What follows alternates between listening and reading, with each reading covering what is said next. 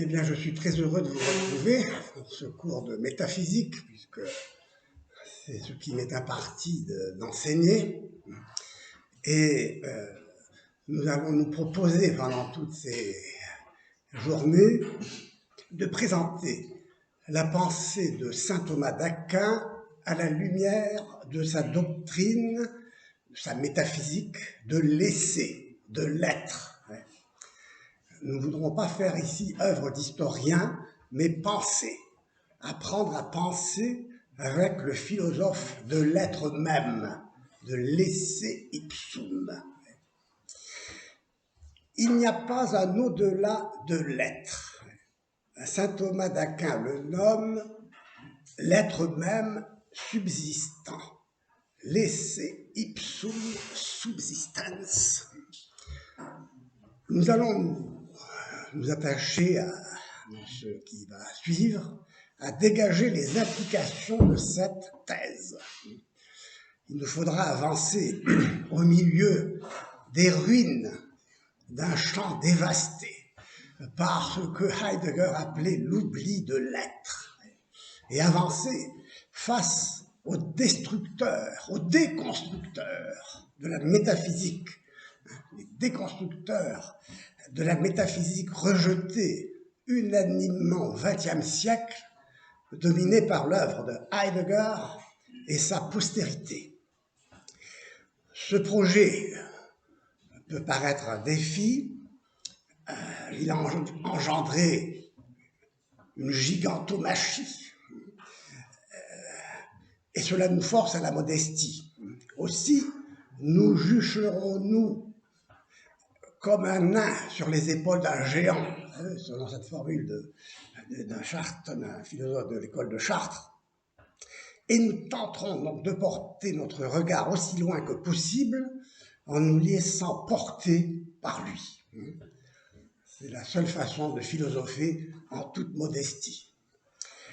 Il nous faudra donc commencer par dissiper le malentendu véhiculé par le sens même de ce que l'on entend par métaphysique.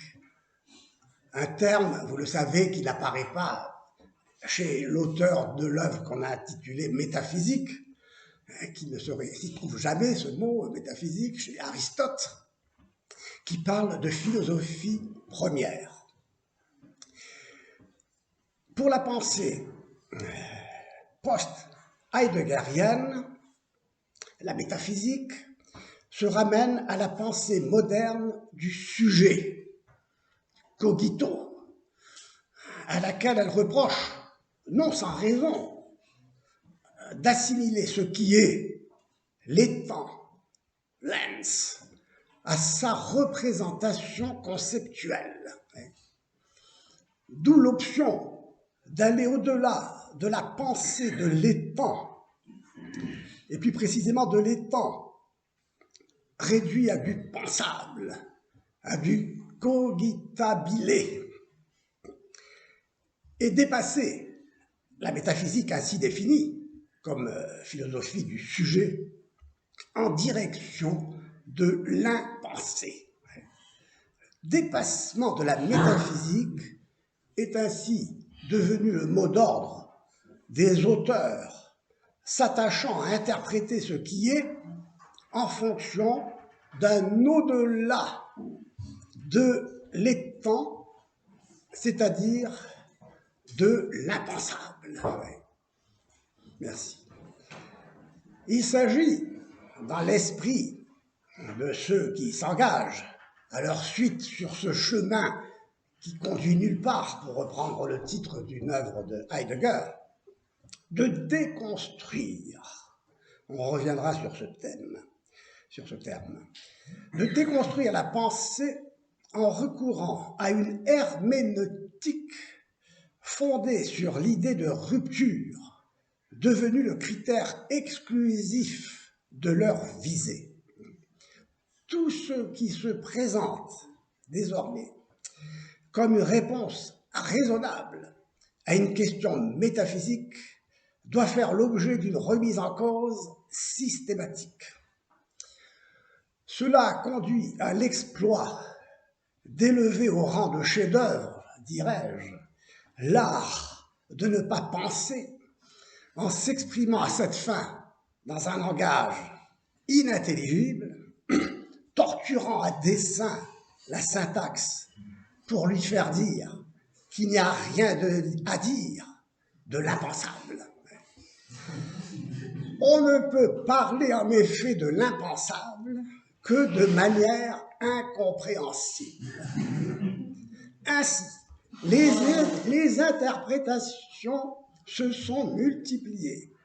Tous les points de vue ont fini par valoir et la confusion par régner.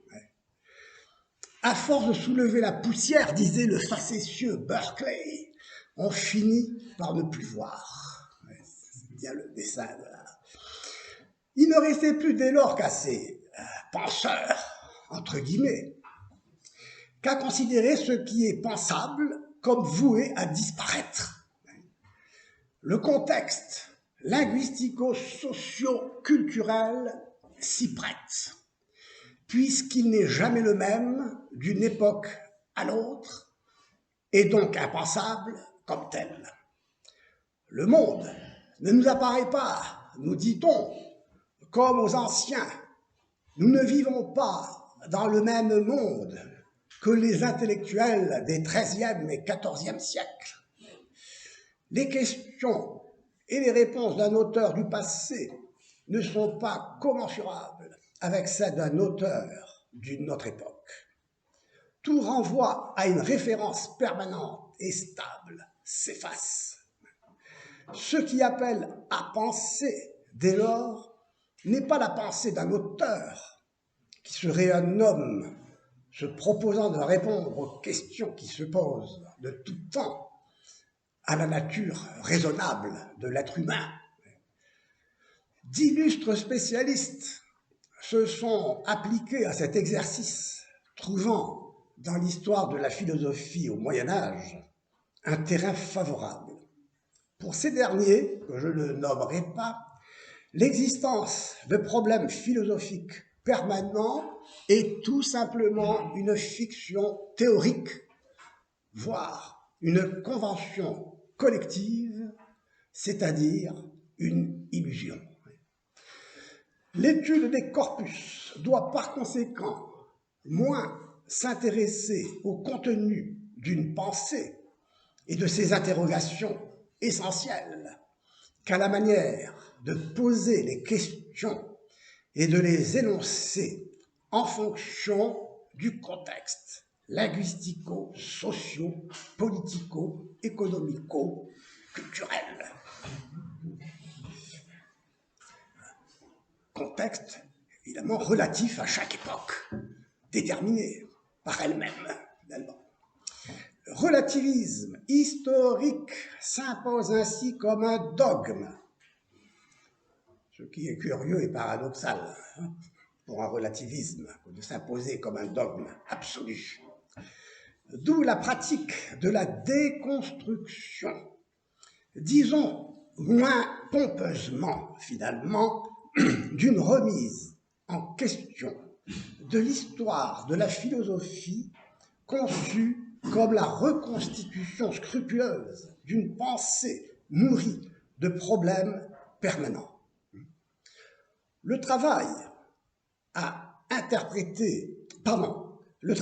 de l'historien de la philosophie se résume de la sorte à la lecture d'énoncés, c'est-à-dire de propositions ou de phrases à interpréter par d'autres propositions ou d'autres phrases sans référence à un invariant quelconque et moins encore à un auteur. Vous reconnaissez là l'idée, la pensée d'un Derrida, par exemple, le déconstructionniste par excellence, la pensée contemporaine post-heideggerienne. L'historien ainsi défini, n'étudie pas les doctrines qui pourraient avoir une valeur définitive. Il se contente de présenter, et non sans complaisance, et dirais-je méchamment à la manière d'un journaliste pédant, la complexité des problèmes et des conflits d'interprétation, comme ils apparaissent à telle époque et à telle autre, mettant ainsi l'érudition au service d'une herméneutique dont l'hégémonie étouffe la recherche de la vérité, devenue un gros mot.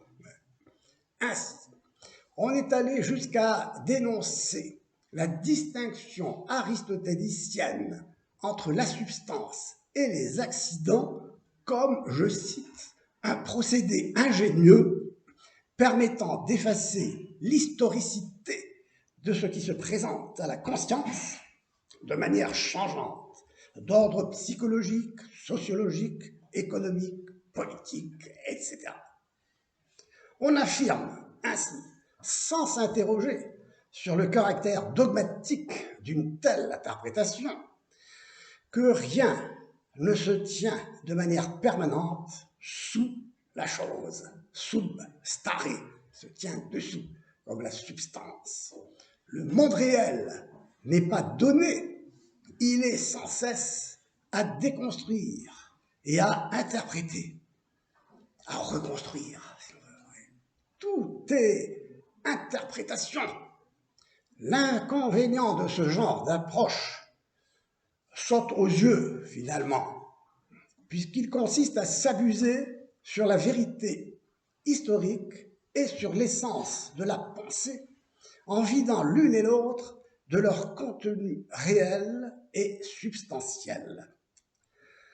Puisque, pour ces auteurs, tout est relatif à une époque donnée, il ne reste plus finalement aux métaphysiciens qu'à les abandonner à l'époque à laquelle ils appartiennent, puis élever son regard et recommencer ou commencer à penser vraiment.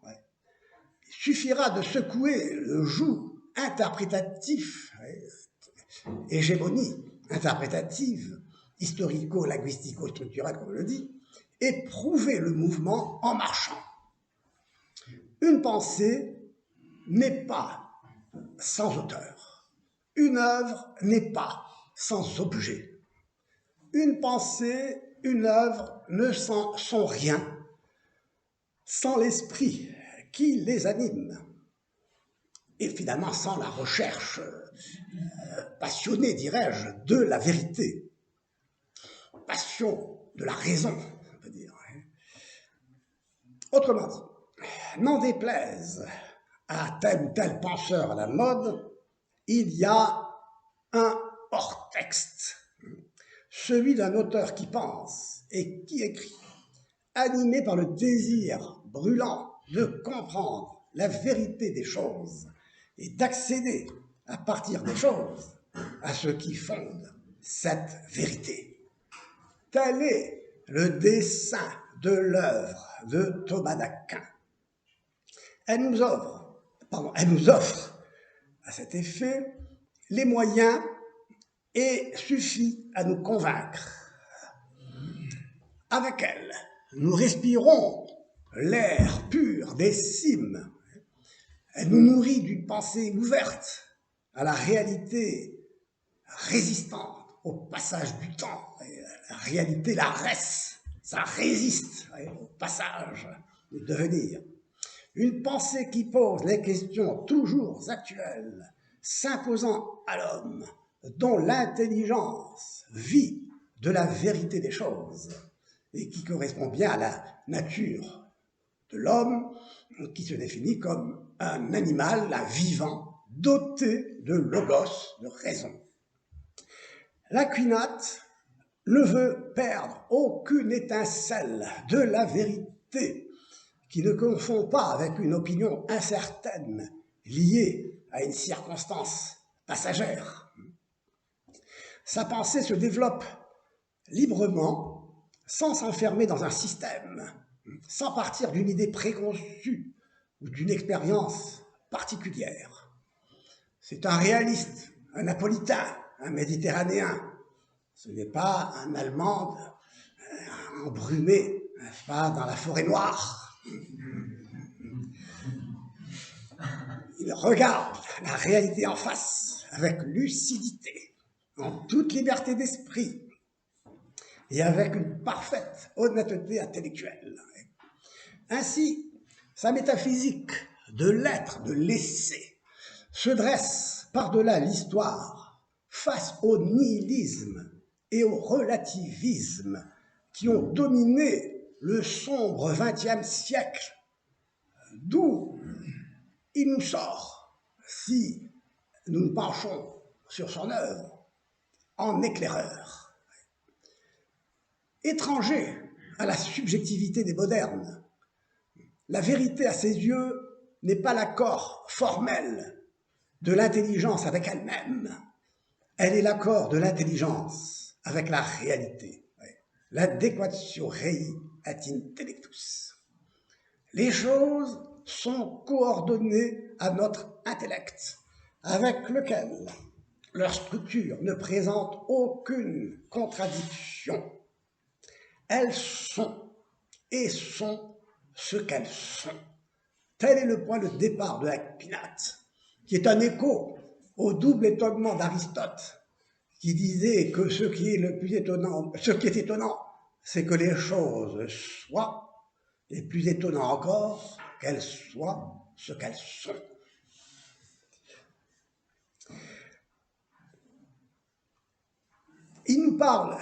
Thomas nous parle de la vérité substantielle, de ce qui est indivisiblement ce qu'il est. L'étant, ce qui est l'ens, qui est en vertu d'un acte d'être, un actus essendi, qui lui est propre et le distingue des autres étants qu'il n'est pas. Considéré en tant qu'il est, l'étant n'est pas plus le produit du sujet pensant que l'objet d'une force aveugle qui le jette dans le monde, comme nous le verrons, comme dira Heidegger. Il ne se réduit ni à son essence, ni à son acte d'être. Il est indissociablement composé de l'une et de l'autre. L'acte d'être et l'essence se distinguent sans se séparer et s'unissent sans se confondre dans l'étant réel. Thomas part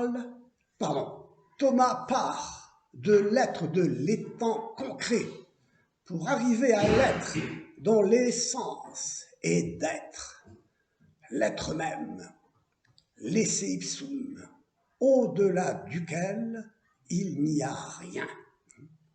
Ce rien impensable dans lequel la pensée post-heideggerienne, à la suite de l'histoire longue du néoplatonisme, s'est fourvoyée en cherchant l'être au-delà de l'être, dans l'un, et dont la métaphysique de l'être, de l'essai de Thomas nous sort.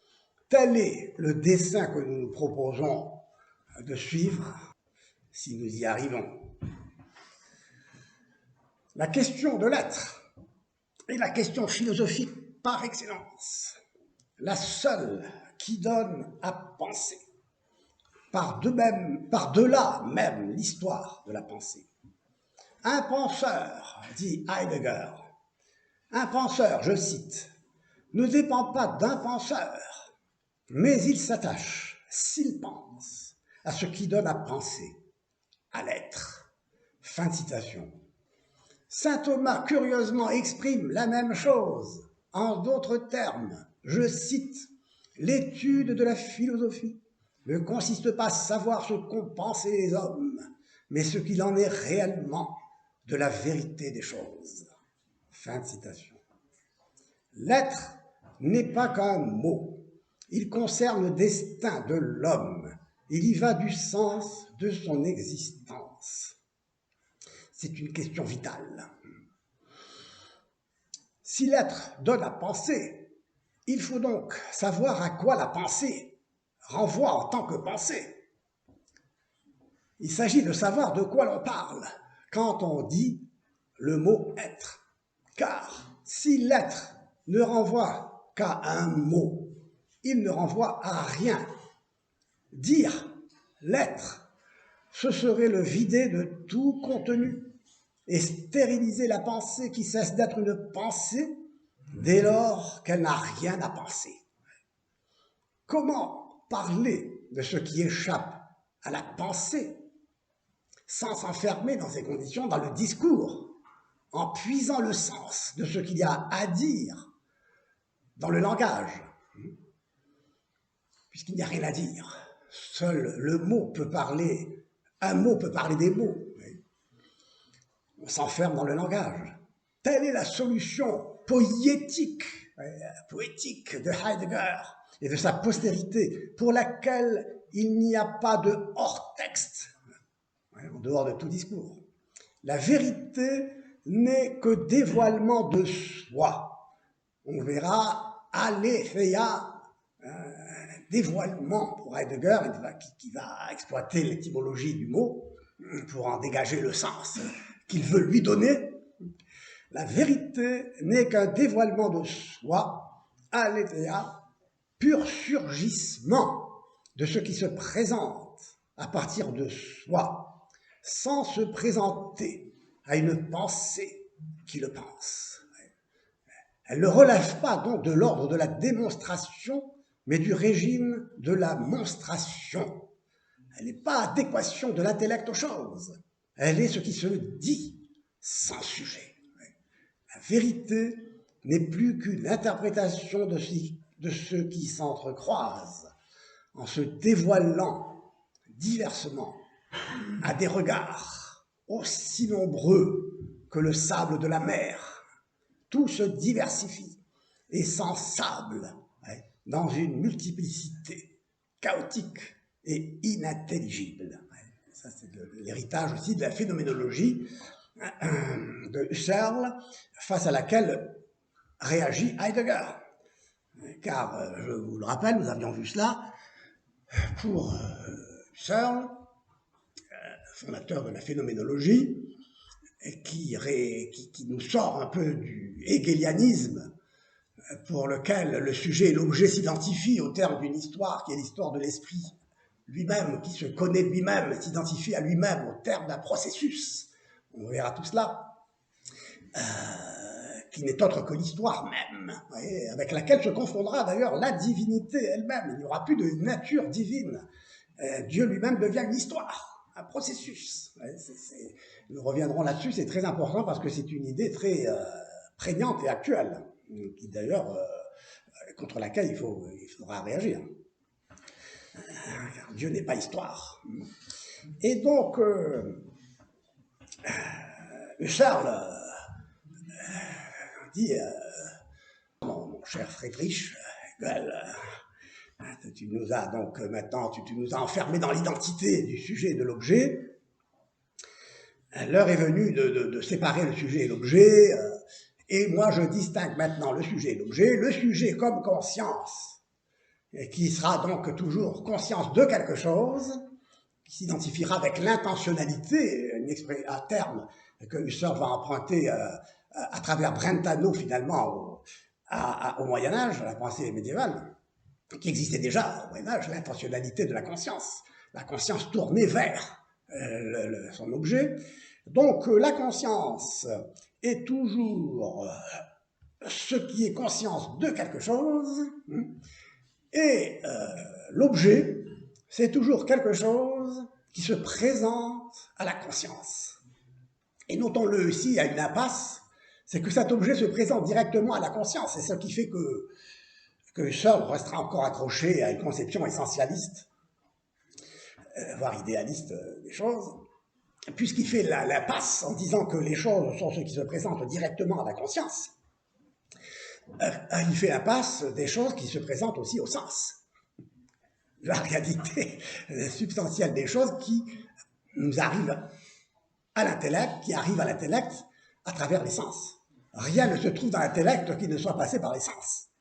Pour la phénoménologie de Husserl, Ce qui se présente à la conscience, donc, se présente à la conscience et s'éprouve comme une émotion, une Befindlichkeit, un vécu de conscience. Et donc, nous n'avons pas ici un accès direct à la réalité, à la vérité des choses, comme dit saint Thomas. Heidegger arrive là-dessus en disant à Searle, écoute mon cher Edmund, merci, tu nous as libérés de Hegel, mais tu ne nous as pas encore libérés de la philosophie du sujet, de la conscience. Et moi maintenant ce qui m'intéresse c'est l'objet, non pas la conscience en tant qu'elle est consciente de quelque chose, mais ce qui m'intéresse c'est l'objet en tant que c'est quelque chose qui se présente indépendamment de toute conscience à laquelle cet objet pourrait se présenter. Il ne s'agira plus donc d'un objet pour un sujet, mais de ce qui se présente comme ce qui se présente. C'est la présence de ce qui se présente qui devient l'objet, enfin l'objet non, qui devient le ressort de la réflexion de Heidegger, et qui va dominer toute la pensée du XXe siècle, comme je dis, à travers sa postérité, qui est la négation donc du sujet.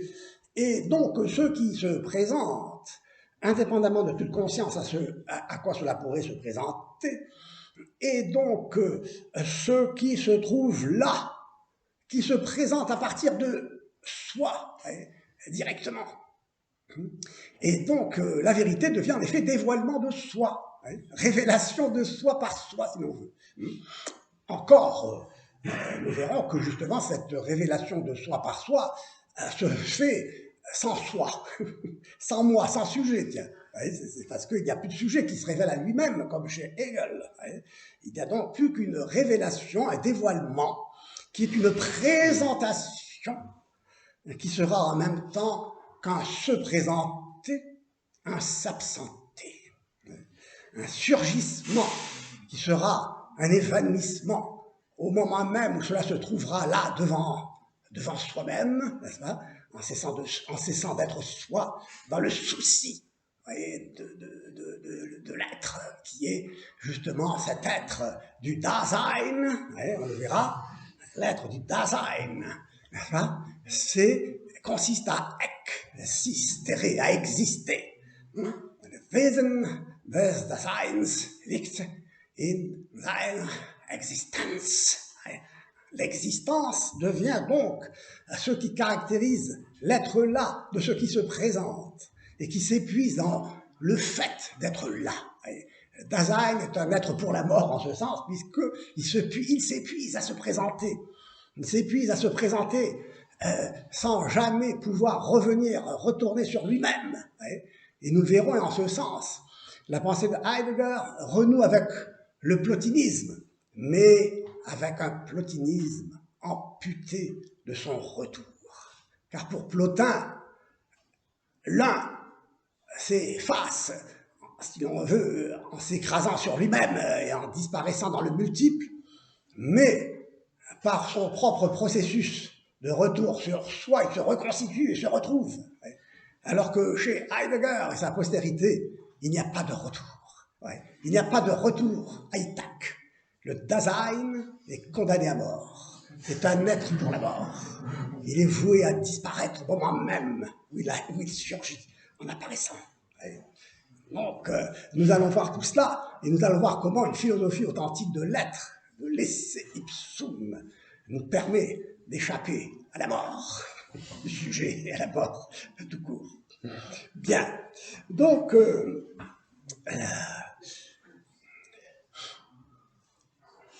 la vérité, comme vous le voyez ici, donc elle n'est que dévoilement, pur surgissement de ce qui se présente à partir de soi, sans se présenter à une pensée qui le pense, à un sujet, à un soi.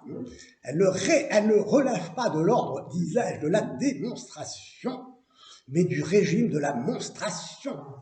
Elle n'est pas adéquation, disais-je, rappelais-je, de l'intellect aux choses. Elle est ce qui se dit, sans sujet. La vérité n'est plus dès lors qu'interprétation, comme je le disais, comme un vécu de conscience, et qui est vécu sous le regard innombrable, n'est-ce pas, du sable de la mer, je disais, hein. Tout se diversifie sans sable, dans une multiplicité chaotique et inintelligible. Donc les philosophes post-heideggeriens ont refusé de suivre totalement Heidegger pour dire l'être, et se sont enfermés dans le langage. En France, Emmanuel Lévinas s'est détourné de l'ontologie, c'est-à-dire d'un discours sur l'être, parce qu'il considère que ce discours est totalisant et totalitaire.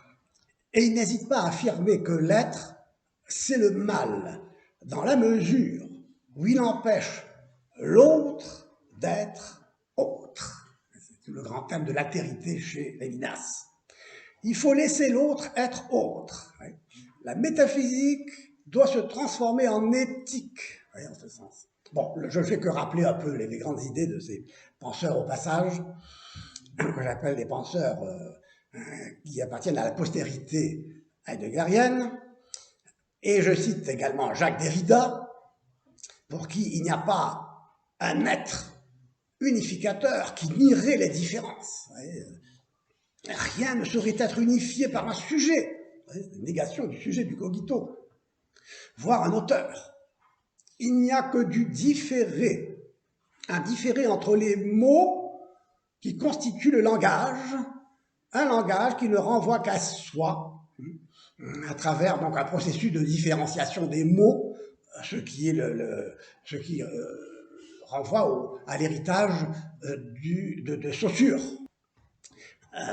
Il n'y a donc que du différé entre des mots qui constituent le langage. D'où le dessein de déconstruire la question de l'être, parce qu'elle appartient au langage logocentrique, comme dit Derrida, centré sur le sujet, sur le logos, donc la métaphysique du cogito.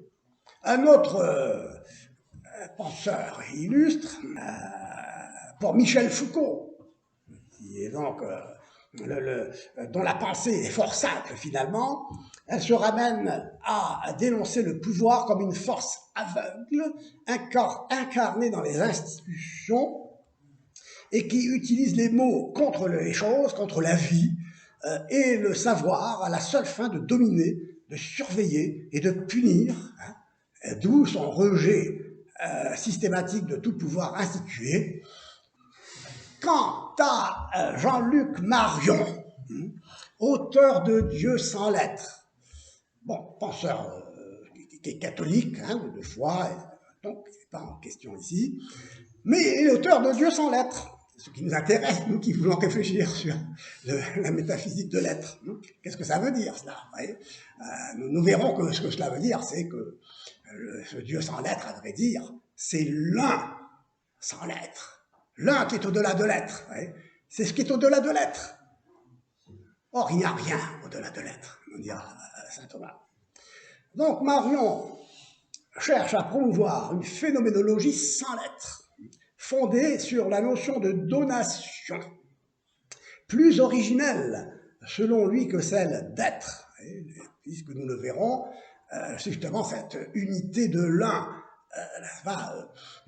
ne sera qu'une énergie aveugle qui se répand dans une sorte de donation, et nous verrons que cette idée est profonde, au sens où, disons, elle concerne tout cet héritage de la philosophie plotinienne pour laquelle l'un, c'est tout, l'un est tout, l'un est tout.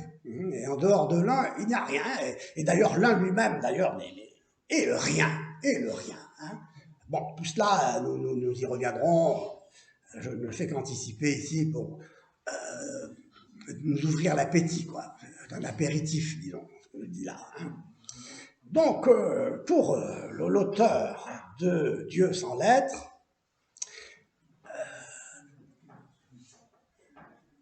il s'agit de remplacer l'être par cette notion de donation plus originelle, et d'où son projet d'une théologie blanche.